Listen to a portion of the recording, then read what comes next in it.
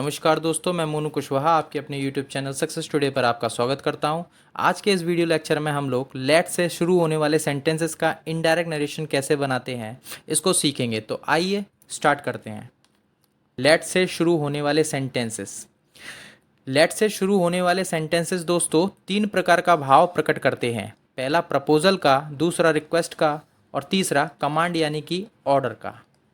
तो दोस्तों ये कब प्रपोजल का भाव देंगे, कब रिक्वेस्ट का और कब कमांड का, इसको हम समझ लेते हैं। अगर दोस्तों लेट के बाद में अस आ जाए तो हम समझ जाएंगे कि ये एक प्रपोजल है। अगर लेट के बाद में मी आ जाता है तब हम समझते हैं ये क्या है, रिक्वेस्ट है। अगर लेट के बाद अस और मी को छोड़ करके कुछ भी आ जाए, जैसे कि हिम आ जाए, हर आ जाए या फिर देम आ जाए, तो हम समझ लेंगे ये एक ऑर्डर का यानी कि कमांड का भाव दे रहा है। एग्जाम्पल से समझ लेते हैं। जैसे लेट अस गो, तो यहाँ पर हम समझ जाएंगे ये क्या है, एक प्रपोजल है। जैसे लेट मी गो, मुझे जाने दो, यहाँ पर ये क्या है, एक रिक्वेस्ट का भाव है। अब इसको देख लेते हैं। लेट हिम गो, उसे जाने दो, तो यहाँ पर ये क्या है, एक ऑर्डर का भाव दे रहा है। आई होप आपको ये वाली बात अच्छे से समझ में आ गई होगी। तो आइए रूल्स को देख लेते हैं।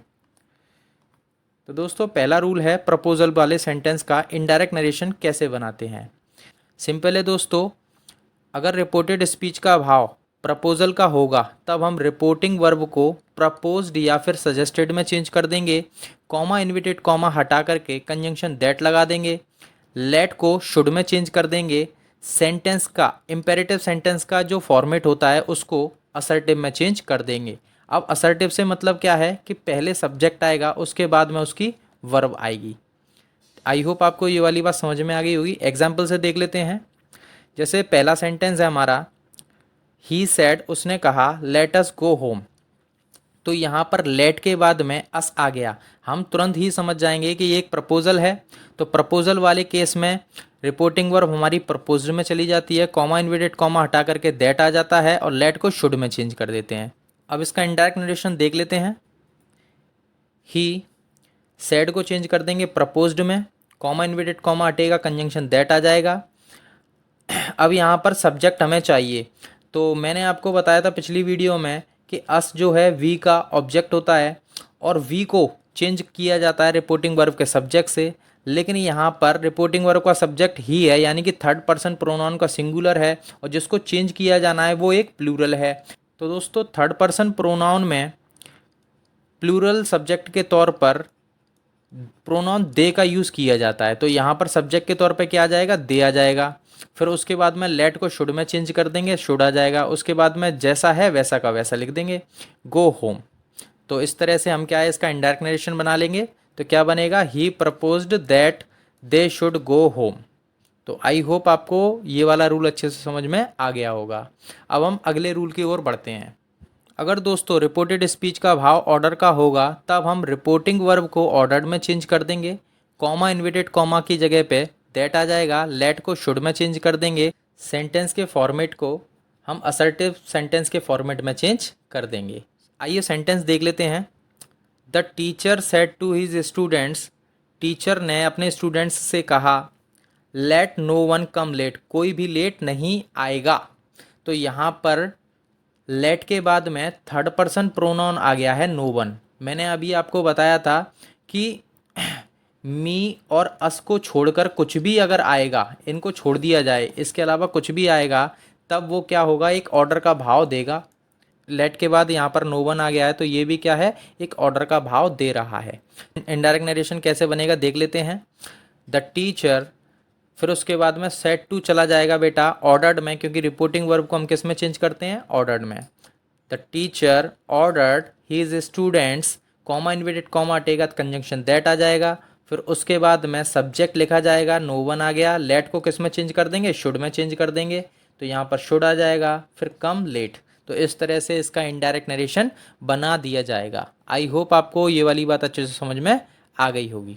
यदि रिपोर्टेड स्पीच में रिक्वेस्ट का भाव देने वाला सेंटेंस आ जाता है तब हम उसका इनडायरेक्ट नरेशन कैसे बनाते हैं। तो दोस्तों ऐसे सेंटेंसेस का इनडायरेक्ट नरेशन बनाने की हमारे पास दो विधि हैं। पहली ये वाली विधि है और दूसरी ये वाली विधि है। तो एक एक करके हम दोनों को समझ लेते हैं।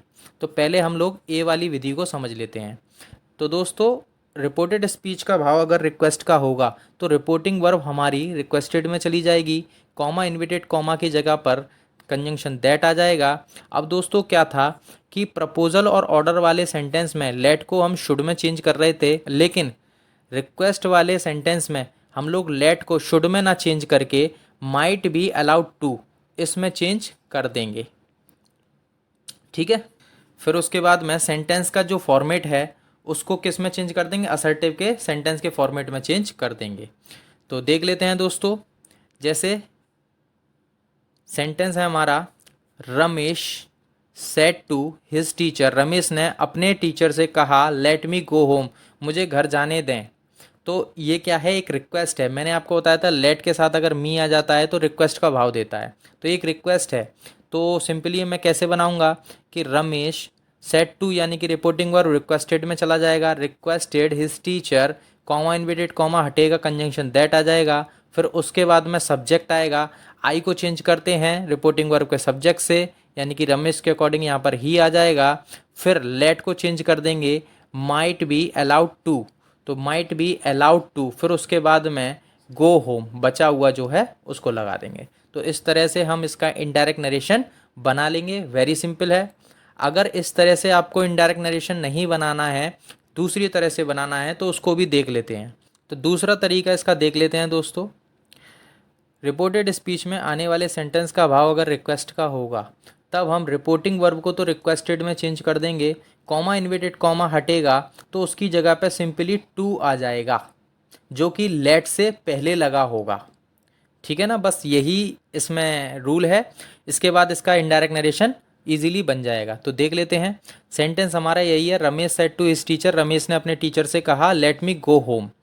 तो इसका जब मैं इनडायरेक्ट नरेशन बनाऊंगा तो कैसे बनाऊंगा, भाव हमारा रिक्वेस्ट का है तो रिपोर्टिंग वर्ब रिक्वेस्टेड में चली जाएगी, रमेश रिक्वेस्टेड हिज टीचर, फिर कॉमा इन्विटेड कॉमा हटेगा तो सिंपली केवल टू आ जाएगा, टू लगाया हमने।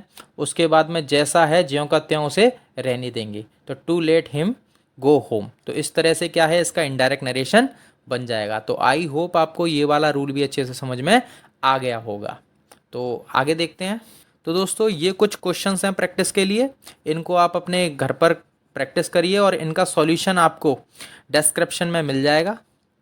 तो आई होप आपको ये वीडियो अच्छा लगा होगा, आपको इस वीडियो से कुछ ना कुछ सीखने को मिल रहा होगा।